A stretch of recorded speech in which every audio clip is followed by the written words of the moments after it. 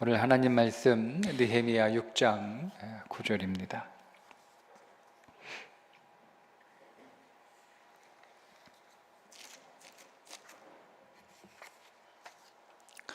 느헤미야 6장 9절 우리 함께 읽겠습니다. 이는 그들이 다 우리를 두렵게 하고자 하여 말하기를 그들의 손이 피곤하여 역사를 중지하고 이루지 못하리라 함이라. 이제 내 손을 힘있게 하옵소서 하였노라. 아멘. 얼마 전에 친구에게 전화가 왔는데 너무 힘이 빠진다는 거예요. 너무 힘이 빠진다. 아무리 노력하고 아무리 애를 써도 상황은 좀처럼 변하지 않고 달라지지 않고 좋아지지 않으니 너무 힘이 빠지다. 너무 힘들다. 너무 어렵다. 더 이상 하고 싶지 않다. 그만두고 싶다. 이런 전화를 받았어요. 여러분들에게도 그렇게 힘이 빠지는 때가 있죠? 어떤 때는 정말 힘이 완전히 다 빠져서 아무것도 하고 싶지 않는, 정말 우리에게 주어진 인생 앞에서 무력해질 수밖에 없는 그런 때가 여러분 우리들에게 있습니다. 그런데 저는 그것이 우리를 무력화시키는 사탄의 심리전이라고 생각을 합니다. 사탄은 굉장히 심리전에 능숙한 그런 존재인 것 같아요. 오늘 본문에서도 보면 느헤미야를 아주 힘 빠지게 하는 대적들이 등장하게 되는데 6장 그 앞에 있는 내용들은 이런 내용들이에요. 성벽을 재건하자, 이 성벽 재건을 원하지 않는 대적들이 느헤미야를 좀 만나자고 부릅니다. 우리 한번 좀 보자, 한번 좀 만납시다. 느헤미야가 계속 거절을 합니다. 그거를 4번씩이나 이렇게 불러내지만 느헤미야가 그들의 속셈을 알고 불러내서 느헤미야를 살해하려는 속셈을 알고 느헤미야가 거절을 하죠. 그렇게 거절을 해서 계속 나오지 않으니까 이제는 그 대적들이 헛소문을 퍼뜨립니다. 봉인되지 않은 편지를 보내는 거예요. 편지를 반드시 봉인해야 되는데 왜 봉인을 하지 않았겠어요? 편지를 꺼내서 읽고 그 편지의 내용들을 이렇게 퍼뜨리라는 거예요. 근데 그 편지의 내용이 뭐냐면 우리가 보기에 네가 성벽을 재건하는 것은 페르시아 아닥사스 왕을 대적하는 모반하려는 그런 생각에서 성벽을 다시 재건하는 것이 아니냐, 즉 페르시아와의 전쟁, 독립을 위한 전쟁을 위해서 성벽을 재건하는 것이 아니냐. 두 번째는 우리가 듣기에 네가 선지자를 세워서 그 선지자로 하여금 너희에게 왕으로 기름을 부으라고 그렇게 네가 지금 준비하고 시도하고 있다라고 하는 소문이 들리는데 이게 사실이냐, 이런 거예요. 사실 편지의 내용은 이게 사실이냐 이렇게 물어보는 내용이지만 그들의 의도는 그 편지의 내용을 퍼뜨리는 거죠. 요즘 말로 하면 가짜 뉴스를 만들어서 인터넷에 퍼뜨리는 거예요. 유튜브에 퍼뜨리는 거예요. 그럼 사람들이 그 이야기를 들을 거 아니에요. 느헤미야도 그 이야기를 들을 테고. 그러니까 이 거짓 소문을 느헤미야가 듣고 예루살렘의 성벽을 재건하기 위하여 모인 하나님의 백성들이 듣고 또 이 소문이 페르시아 아닥사스 왕의 귀에도 들어갈 수 있으니까 과거에 성벽을 재건하려고 할 때 그 성벽 재건을 반대하던 자들이 아닥사스 왕에게 거짓 편지를 보낸 적이 있습니다. 그래서 그것을 믿고 확인도 하지 않은 채 성벽 재건을 중단해버린 그런 역사가 있거든요. 그러니까 그거를 노린 거죠.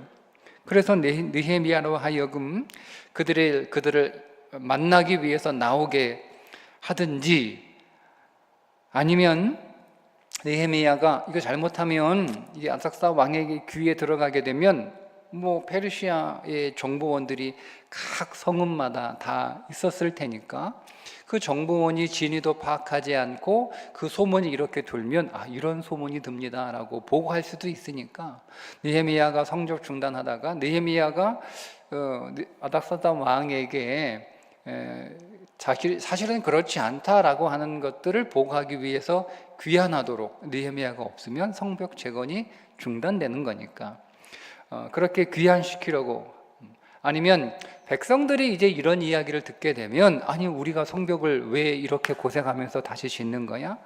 여러분 그 사람들이 자기들을 희생하고 시간을 내고 그래서 여러분 그 성벽 재건하는 일에 온 지파가 다 이렇게 참여하고 있는데 그들이 사실은 예루살렘을 위해서 성벽을 재건한다라고 하는 마음으로 다 그렇게 헌신을 했는데 이게 느헤미야 때문에 우리가 느헤미야가 왕이 되려고 이거 하고 있는, 여러분 이런 사실은 사람들은요 거짓말을 잘 믿어요. 그게 사람의 본성이에요. 사람의 본성이에요. 거짓말을 잘 믿는 게, 거짓말을 하나님의 말씀보다 뱀의 거짓말을 더 신뢰한 게 사람이잖아요. 그러니까 사람의 속성은 거짓말을 믿게 돼 있어요. 진실을 사람은 잘 믿지 않아요. 사람들은 그 본성상 거짓말을 더 선호하게 되어 있습니다. 그래서 가짜뉴스가 잘 퍼지는 거예요. 그러다 보니 백성들이 뭐야 이거 우리가 느헤미야 좋은 일을 하려고 이 고생하는 거야? 이런 마음이 들면 그 사람들이 다 하나씩 일하던 거 놓고 돌아갈 거 아니에요. 이런 것들을 다 노린 거예요. 일종의 심리전이죠. 여러분 사단은 제가 서두에 심리전의 아주 대가다 이렇게 저는 생각이 된다 이렇게 말씀을 드렸어요. 여러분 왜 사단이 우리들에게 심리전을 펼칠까? 심리전을 펼칠까? 결국 우리의 모든 문제의 본질은 마음이기 때문에 그렇습니다. 여러분의 마음을 정복하는 자, 마음을 정복하는 자가 그 사람의 성을 빼앗을 수 있습니다. 그래서 심리전을 펼치는 거예요. 존 홉킨스 대학의 심리학자인 컬트 류처 박사가 두 마리 들쥐를 가지고 조금 다소 잔혹한 그런 실험을 한 적이 있습니다. 실험은 이런 거예요. 들쥐를 두 마리를 가져다가 첫 번째 쥐를 물이 가득한 탱크에 그 쥐를 집어넣었어요. 그 쥐를 빠뜨리니까 이 쥐가 살기 위해서 헤엄을 치는데 몇 시간을 살기 위해서 헤엄을 쳤냐면 무려 60시간, 이틀 반나절을 살기 위해서 그렇게 헤엄을 치더랍니다. 결국 힘이 다 빠져서 기진맥진 물에 빠져 죽고 말았어요. 두 번째 실험을 합니다. 두 번째 실험은 조금 다른 방법으로 실험을 하는데 이제는 두 번째 쥐를 물에 빠뜨리기 전에 손에 쥐를 꽉 잡아요. 쥐를 꽉 잡으니까 여러분 쥐가 살려고 바둥거리지 않겠어요? 그래도 안 놔주는 거죠. 그러니까 쥐가 계속 바둥거려도 그 손을 힘을 이길 수 없으니까 언제까지 이 쥐를 잡고 있었냐면 이 쥐가 다 포기하고 체념해서 조용히 있을 때까지 쥐를 잡고 있다가 쥐가 이제 바둥거리는 걸 포기하고 조용히 체험하고 가만히 있을 때 그때 이 쥐를 물탱크에 집어넣은 거예요. 어떻게 됐을까요? 앞에 물탱크에 들어간 쥐처럼 살기 위해서 바둥거렸을까요? 그렇지 않다는 거예요. 아주 의외의 결과가 나오는데 물에 빠진 쥐는 이전 쥐와는 다른 반응을 보이는데 그냥 헤엄칠 생각도 하지 않고 살기 위한 어떤 노력도 하지 않고 포기하고 그저 밑바닥에 가라앉더라는 겁니다. 두 번째 쥐가 왜 포기했을까요? 이미 그 마음에 절망, 무기력을 경험했기 때문입니다. 그러니까 아무것도 하지 않는 거예요. 발버둥 쳐봤는데 헤어날 수 없으니까 포기한 거예요. 그러니까 손에서 놓아 물에 빠져도 발버둥 쳐서 헤엄을 쳐서 그 물을 빠져나가려고 노력도 하지 않더라는 거죠. 여러분, 이게 비단 쥐에게만 해당될까? 사람도 마찬가지 아닐까? 로체스터 의대 심리학 교수인 로버트 에더가 말하기를 모든 병에, 모든 질병에 사실은 심리적인 요소, 감정적인 요소가 매우 중요하게 작용한다고 얘기를 합니다. 예를 들면 병원에서 검사를 받고 암 선고를 받고 난 환자들은 암으로 죽는 것보다 심리적인 요인 때문에 절망하고 낭망하고 낙심하고 포기하고 우울하고 그런 것 때문에 사망하는 경우가 더 많다는 거예요. 내가 이 병을 이겨내겠다. 내가 이 병을 불가능하다 하더라도 내가 한번 끝까지 최선을 다해서 한번 싸워보겠다. 그런 사람들은 오히려 생존율이 훨씬 좋은데, 아이고야, 몇 개월밖에 안 남았다고 하니까 삶이나 정리해야겠다. 이런 사람들은 오히려 그 마음 때문에 더 빨리 사망한다라고 하는 거죠. 여러분, 우리도 오늘 우리의 삶을 보면 우리가 어떤 문제를 여러분 우리가 겪게 되는데, 근데 그 문제가 이제 겨우 시작했어요.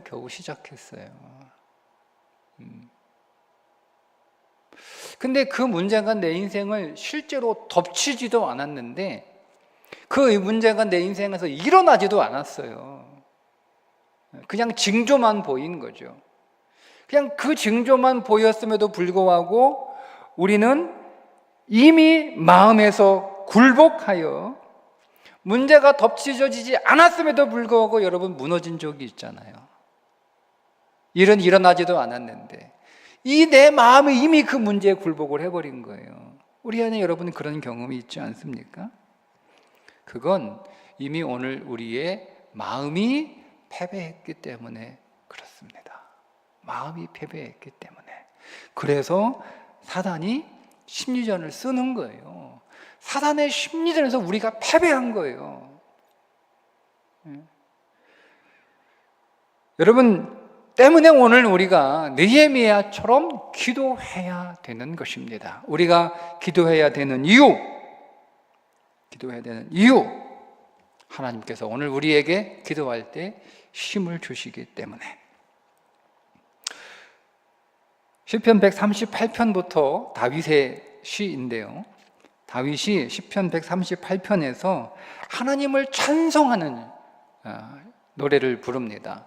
근데 그 찬송의 내용이 뭐냐면, 다윗이 화살과 창과 칼이 날아오는 그런 무시무시한 전장에서 그야말로 내가 죽을 줄도 모르는 그 위험천만한 그 생사의 갈림길에서 내가 하나님께 기도했더니 하나님이 내게 힘을 주셔서 내가 그 상황을 이기게 하셨음을 하나님을 찬송하는 거예요. 이렇게 찬송합니다.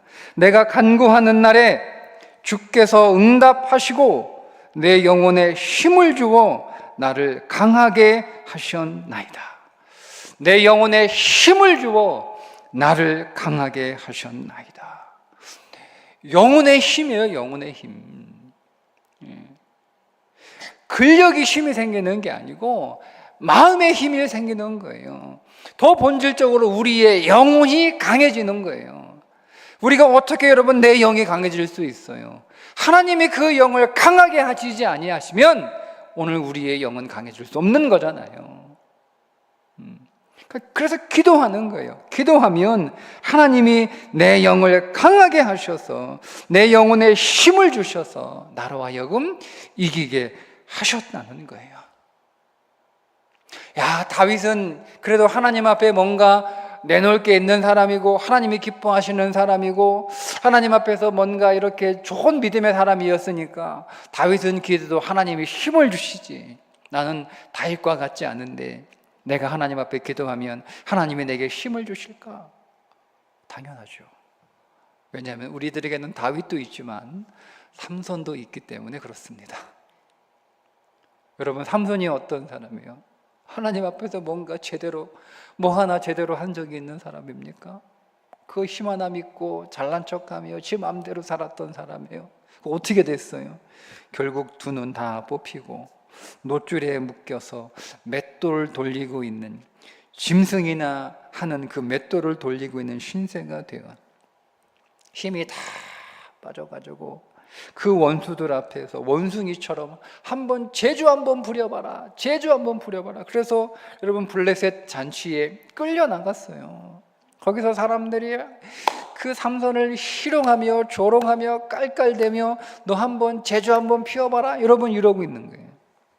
그때 삼손이 하나님 앞에 기도합니다. 하나님이여 구하옵나니 이번만 나를 강하게 하사 원수를 단번에 갚게 하옵소서. 다윗은 그대로 신실한 사람이었으니까 다윗의 기도는 하나님이 들어주시겠지. 여러분, 그런데 보세요. 삼손 말씀드린 것처럼 하나님 앞에서 제대로 살아본 적이 없었던 사람, 그는 부모의 근심이었고 그의 동족의 골칫거리였고 힘 하나 믿고 지 맘대로 살았던 사람 아닙니까? 그런데 그 삼손도 두 눈 다 뽑히고 놋줄에 매여 짐승이 하고 있는 그 맷돌을 돌리고 있는 그 지경에 있었던 그 삼손도 하나님 앞에 기도하니 하나님이 힘을 주시잖아요. 하나님이 힘을 주셔요. 그러면 우리도 하나님, 제가 힘이 다 빠졌어요. 내가 노력하고 내가 애를 쓰고 그렇게 내가 온 힘을 다해서 그렇게 열심히 살았으나 내 인생에 내 뜻대로 되지 않고 그 힘이 다 빠지는 거예요. 아무것도 할 수 없는, 또 뭘 더 이렇게 할 수 있는 방법도 없잖아요.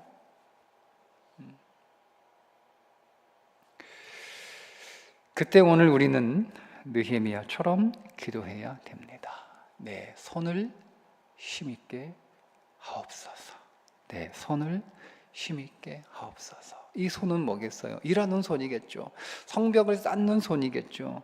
그래서 그냥 문자 그대로 우리가 이해하면 하나님 나에게 능력을 주옵소서. 능력의 손을 말하는 거예요. 하나님 능력을 주셔서 이 성벽을 완수할 수 있도록, 끝까지 재건할 수 있도록 하나님 우리에게 힘을 주옵소서. 여러분, 이렇게 기도하는 것이었지만 저는 또 이 손은 일하는 손일 뿐만 아니라 기도하는 손이라고도 생각합니다. 왜냐하면 진짜 능력은 기도이기 때문에 그렇습니다. 여러분, 그래서 오늘 우리가 우리의 기도에 손이 부러지면, 그래서 인생은 고통인 거예요. 기도에 손이 부러져서 우리가 힘들고 아픈 거예요. 광수생각이라고 하는 만화에 나오는 얘기인데, 어떤 환자가 정말 죽을 상이 되어가지고 병원을 찾아왔어요. 네. 의사가 물어요. 왜 왔어요? 어디가 아파왔어요? 선생님, 제가 보통 심각한 게 아니에요. 보통 심각한 게 아니에요. 큰일 났습니다. 지금 제가 손가락으로 머리를 찔러도 아프고, 팔을 찔러도 아프고, 다리를 찔러도 아프고, 온몸 손가락으로 찌르는 곳곳마다 이거 다 아파가지고 내가 견딜 수가 없는데 큰일 났습니다. 제가 이러다 죽는 거 아닌지 모르겠어요. 죽을 것 같아요. 그 의사가 심각하잖아요. 그래가지고 검사를 다 합니다. 검사관이 끝나고 환자를 불러가지고 검사해 보니까 진짜 심각하네요. 큰일 났습니다. 손가락이 부러졌습니다. 부러진 손가락으로 누르니까 아픈 거야. 어? 여러분,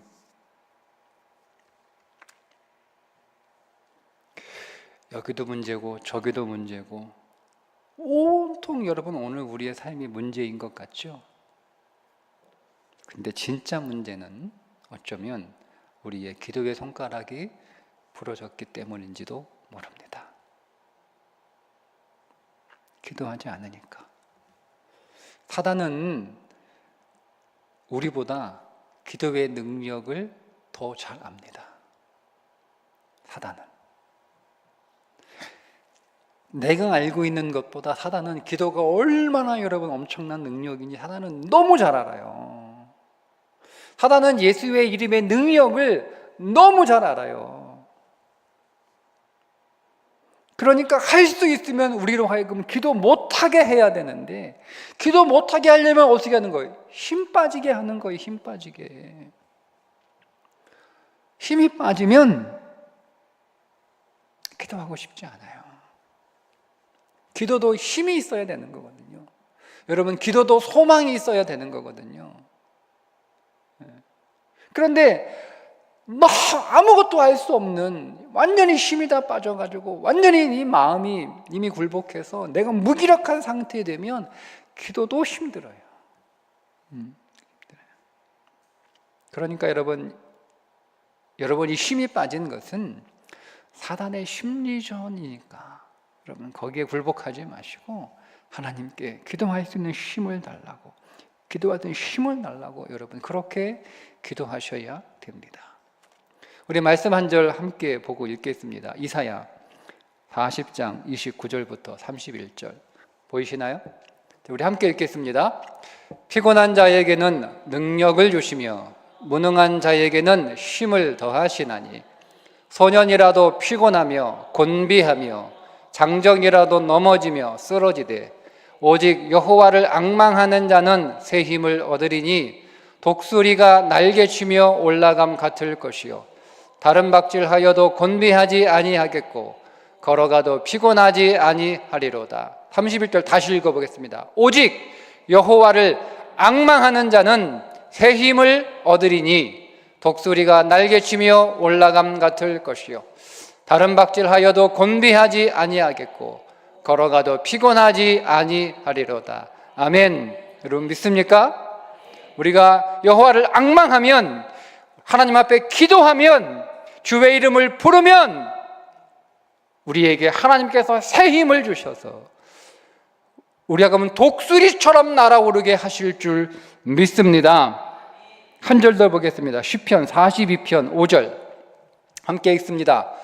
내 영혼아 네가 어찌하여 낙심하며 어찌하여 내 속에서 불안해하는가. 너는 하나님께 소망을 두라. 그가 나타나 도우심으로 말미암아 내가 여전히 찬송하리로다. 큰 글씨만 한 번 더. 너는 하나님께 소망을 두라. 그가 나타나 도우심으로 말미암아 내가 여전히 찬송하리로다. 우리가 왜 기도하지 않는 줄 알아요? 소망을 하나님께 두지 않기 때문에 기도하지 않는 거예요. 우리 자신에게 소망을 두고, 우리의 환경에 소망을 두고, 우리의 상황에 소망을 두고, 아니면 나를 도와줄 어떤 사람에게 소망을 두고 있기 때문에 우리가 기도하지 않는 거예요. 나에게 소망을 두고 있다가 내가 절망되니까 기도하지 않는 거죠. 왜? 소망이 없으니까. 우리의 환경이나 상황에 소망을 두고 있다가 그 환경과 상황이 무너지니까 우리가 기도하지 않는 거예요. 왜? 내가 의지하고 내가 기대할 상황이 무너졌으니까. 아니 상황이 무너졌는데, 환경이 무너졌는데, 그래서 소망이 없는데 기도해봐야 무슨 상황이야. 아무리 기도해봐야 이 상황은 달라질 것 같지 않고, 아무리 기도해봐야 이 환경은 바뀔 것 같지 않고, 아무리 기도해봐야 내가 더 나아질 것 같지 않으니까 기도하지 않는 거예요. 근데 오늘 소망을 누구에게 두라고 그랬어요? 하나님께 두라. 하나님께 두라. 오늘 우리의 소망은 하나님 한 분이신 줄 믿습니다. 우리가 기도하는 이유가 그거예요. 하나님이 오늘 우리의 소망이기 때문에, 하나님이 오늘 우리의 소망이기 때문에, 그래서 우리가 그 하나님께 예수의 이름으로 기도하는 거예요. 그래서 너는 하나님께 소망을 두라. 그가 나타나 도우심으로, 그가 나타나 도우심으로. 상황은 변하지 않아요. 환경도 바뀌지 않아요. 나에게 어떤 새로운 방법들이 생기는 것도 아니에요. 그러나 하나님께서 우리가 기도할 때 그분이 나타나셔서 도와주실 줄 믿습니다. 우리가 그 믿음으로 기도하고 우리가 그 믿음으로 찬송하는 거예요. 오늘 느헤미야가 기도한 대로 하나님 내 손을 힘있게 하옵소서. 이 손은 기도의 손이기도 합니다. 하나님, 내려간 나의 기도의 손 다시 힘을 내어 하나님 앞에 기도하게 하여 주옵소서. 모세가 팔이 아파 기도하는 손을 내려뜨렸을 때 그 옆에 아론과 훌이 그 손을 다시 들어주었던 것처럼 오늘 성령께서 오늘 우리의 기도의 손을 다시 들어주시옵소서. 오늘 성령께서 오늘 우리의 손을 다시 들어 하나님 앞에 기도하게 하여 주옵소서. 하나님, 설사 힘 빠지는 일이 내 인생 안에 있다 할지라도 하나님, 거기에 하나님 오늘 우리가 굴복하지 않고 오히려 더 힘을 내서 하나님 기도하게 하여 주옵소서. 이렇게 기도할 때 삼손의 기도도 들어주신 하나님, 그 삼손에게 힘을 주셨던 하나님, 그 삼손을 다시 승리하게 하셨던 하나님께서 우리에게도 힘을 주실 줄 믿습니다. 적들이 삼손이 힘 빠진 줄 알고 그 앞에서 즐기고 있다가 순식간에 죽임을 당했던 것처럼 오늘 우리를 조롱하는 문제들이 다시 우리가 기도의 손에 힘을 얻어 하나님 앞에 기도할 때 우리를 조롱하던, 우리를 덮치려던 그 모든 문제들이 결국 하나님의 응답과 도우심으로 다 무너지고 부서지고 다 없어질 줄 믿습니다. 여러분, 용기 내시고 믿음으로 다시 하나님 앞에 힘을 얻어서 기도하면 우리도 독수리처럼 날아오게 될 줄 믿고 기대하며 오늘 더 힘을 내어 기도할 수 있기를 주님의 이름으로 축복합니다.